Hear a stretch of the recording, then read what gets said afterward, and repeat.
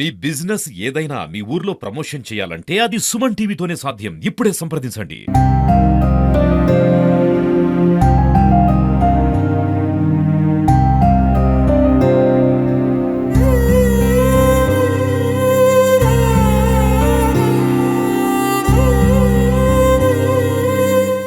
నమస్తే, welcome to Suman TV. Nizamabad నగరంలో private హాస్పిటళ్ళు దారుణంగా తయారయ్యాయి అని చెప్పుకోవచ్చు. రీసెంట్లీ ఒక 2 నెలల కిందట కూడా ఒక చనిపోయిన బాడీ మీదకి వెళ్ళి బంగారం దొంగతనం చేసిరని చెప్పేసి కూడా హాస్పిటల్ కూడా ధర్నా చేయడం జరిగింది. నిజామాబాద్లో ప్రగతి హాస్పిటల్లో ఒక ఏజ్డ్ ముసలామె నిన్న రాత్రి ఛాతీలో నొప్పితోటి ఆమెని హాస్పిటల్లో జాయిన్ చేయడం జరిగింది. ఇక హాస్పిటల్లో జాయిన్ చేయడంతో ఈ రోజు ఉదయం 8 గంటల సమయంలో ఆమె మృతి చెందినట్లు కూడా డాక్టర్లు చెప్పడం జరిగింది. ఇక ఆమె ఒంటి మీద ఉన్న 18 గ్రాముల బంగారం కనబడతలేదని చెప్పేసి కూడా ఆందోళనకు దిగడం జరిగింది. ఆ డాక్టర్లను అడగగా వాళ్ళు మేము తనిఖీలు చేసి ఒకసారి మేము చూసి చెప్తామని చెప్పేసి ఏదైతే హాస్పిటల్ సిబ్బంది ఉన్నారో మృతురాల దగ్గరికి పోనీయకుండా ఆపుతున్నారని చెప్పేసి కూడా వాళ్ళు ఆవేదన వ్యక్తం చేస్తున్నారు. ఇది నిజామాబాద్లో మొదటిది కాదు.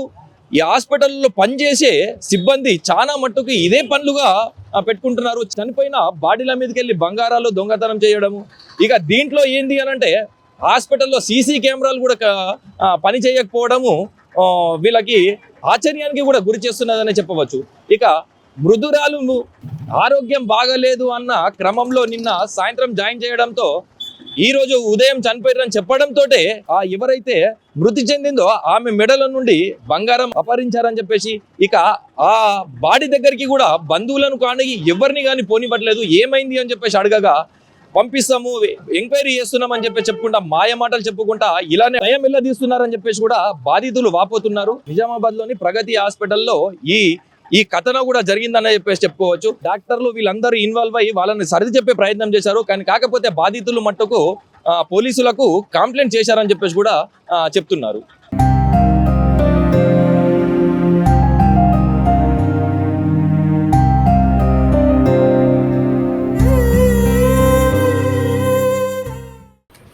కాలనీ ఉంటారు. అమ్మకు హార్ట్ రావడం వల్ల నిన్న 4 గంటలకు సోమవారం 4 గంటలకు పేషెంట్ తీసుకొని వచ్చి మబ్బున అడ్మిట్ చేసినాం సార్. ఇక్కడ ఆరోగ్యశ్రీ కార్డు కూడా వర్తించాయని చెప్పింది సార్.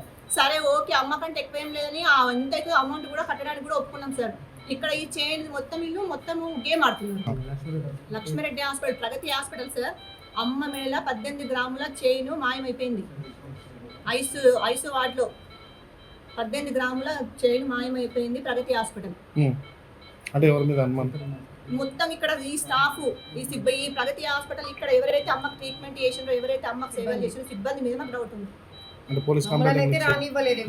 పోలీస్ కంప్లైంట్ వాళ్ళు ఇవ్వనివ్వట్లేదు. 10 నిమిషాలు టైం అనుకుంటే ఇప్పటివరకు 4 గంటలు ఆపింది సార్. 4 గంటలు ఆపింది. చనిపోయిన తర్వాత ఎన్ని కార్యక్రమాలు ఉంటాయి, ఎంత ఆశ ఉంటుంది మనిషి దగ్గరకు పోవాలా, అమ్మ పైన పడి ఏడవాలా, అమ్మ మళ్ళా తిరిగిన లోకాలకు పోయింది, మా అమ్మ మళ్ళీ మాకు కనిపించేది. అమ్మ దగ్గరకు పోయే కూడా మాకు నోచుకోలేకపోతున్నాము ఈ ప్రగతి హాస్పిటల్ వాళ్ళ వల్ల. టైం ఇవ్వండి, చెక్ చేస్తామే అంటుంది సార్. టైమే అడుగుతున్నారు. ఆ సీసీ ఫుటేజ్ అంట ఇప్పటికి 4 వచ్చిన టెక్నీషియన్లు ఆ సీసీ కెమెరా ఓపెన్ అయితే లేదు సార్. అది ఆ శవాన్ని పట్టుకొని మరి ఇక్కడ ఎంతసేపు మేము ఉండాలి, ఇట్లా మేము ఎంతసేపు బాధపడాలా, అసలు ఏంది మాకు న్యాయం కావాలి సార్.